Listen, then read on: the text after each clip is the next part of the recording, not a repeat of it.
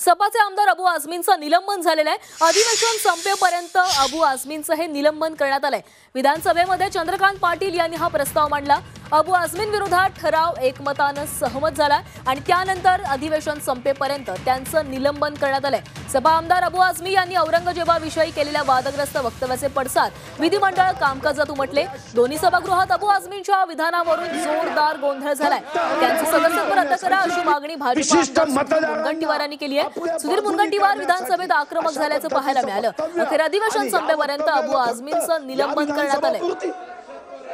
त्याचं सदस्यत्व रद्द करा, जाऊ द्या सुप्रीम कोर्टात, ठीक आहे, हो द्या सुप्रीम कोर्टामध्ये। अध्यक्ष महाराज, पण अध्यक्ष महाराज नाही, या प्रस्तावामध्ये विधान परिषद आणि त्याच्या पलीकडे सांगतो, त्याच्या विरोधी पक्षनेत्यांनी बोललेलं सगळं ऐकलेलं आहे। उत्तर ऐका ना आपण। उत्तर ऐका ना आपण। जवाहरलाल नेहरूंनी डिस्कवरी ऑफ इंडिया मध्ये छत्रपती शिवाजी महाराजांच्या विरोधी पक्षनेत्याचं म्हणणं ऐकल्यानंतर माननीय मुख्यमंत्री आपण जरा जागेवर बसा। पंडित जवाहरलाल विधान परिषद सदस्य श्री अबू आझमी यांनी याप्रमाणे अत्यंत बेजबाबदार आक्षेपार्ह वक्तव्य करून एका विधानसभेच्या सदस्याला न शोभणारे गर्हणीय व अशोभनीय वर्तन केले आहे। सदर कृत्य विधानमंडळाच्या प्रतिष्ठेत बाधा आणणारे व विधानमंडळासारख्या लोकशाही संस्थेतील सर्वोच्च सभागृहाचा अवमान करणारे आहे।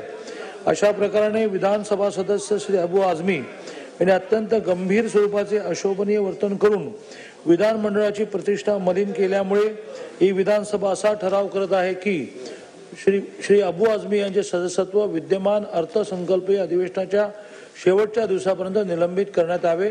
तसेच सदर निलंबन कालावधीत त्यांना मुंबई येथील विधान भवनाच्या प्रसिमेत येण्यास बंदी घालण्यात यावी। असो का कोणी असो, जो महाराजांचा, छत्रपती शिवाजी महाराजांचा आणि छत्रपती संभाजी महाराजांचा अपमान करेल, कोणी असो, त्याला सोडलं जाणार नाही। असं आहे। एक लक्षात ठेवा, समजा काही न्यायालयाने निर्णय दिले असले तर वरच्या न्यायालयात जाऊ, पण सोडणार नाही।